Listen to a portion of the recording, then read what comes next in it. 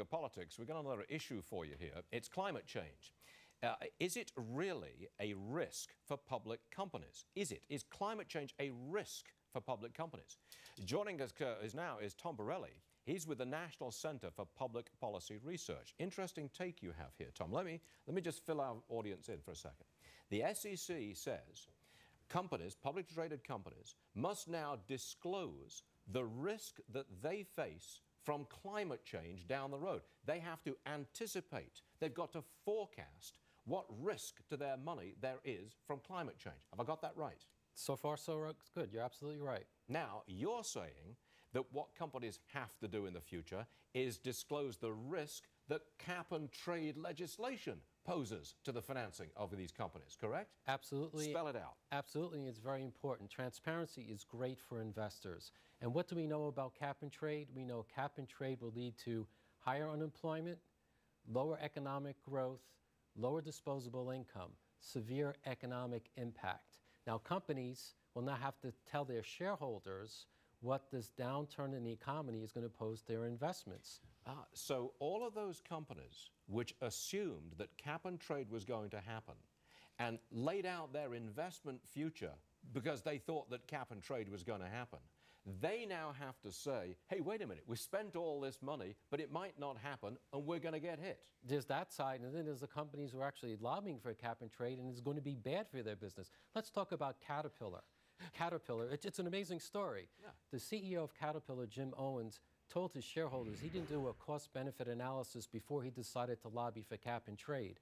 This year, he told President Obama that if U.S. went alone, that is, we did carbon emission restrictions here and China didn't follow, it would be devastating for our manufacturing base. He told that to the president. He didn't tell his shareholders that. That's outrageous. And these companies, a lot of these companies and these CEOs are going to be embarrassed that they now have to expose the fact that cap and trade regulations are going to harm their business. What do you make of that, gentlemen?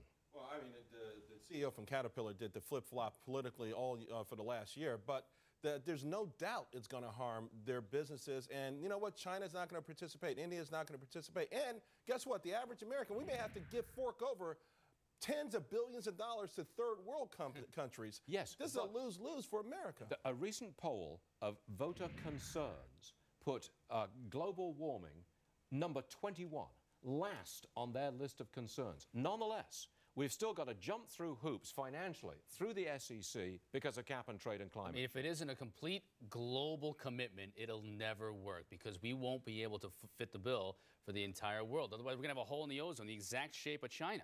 But is this set in concrete, Tom?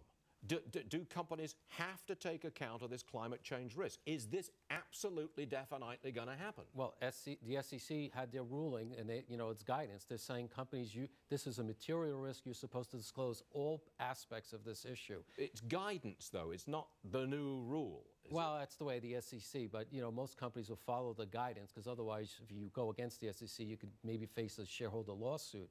There's another part too. I mean, there's companies that are all green energy, renewable energy. What happens when it becomes more popularly known that a lot of the science on climate change was faked? Wait. Now we're into a whole new territory right here.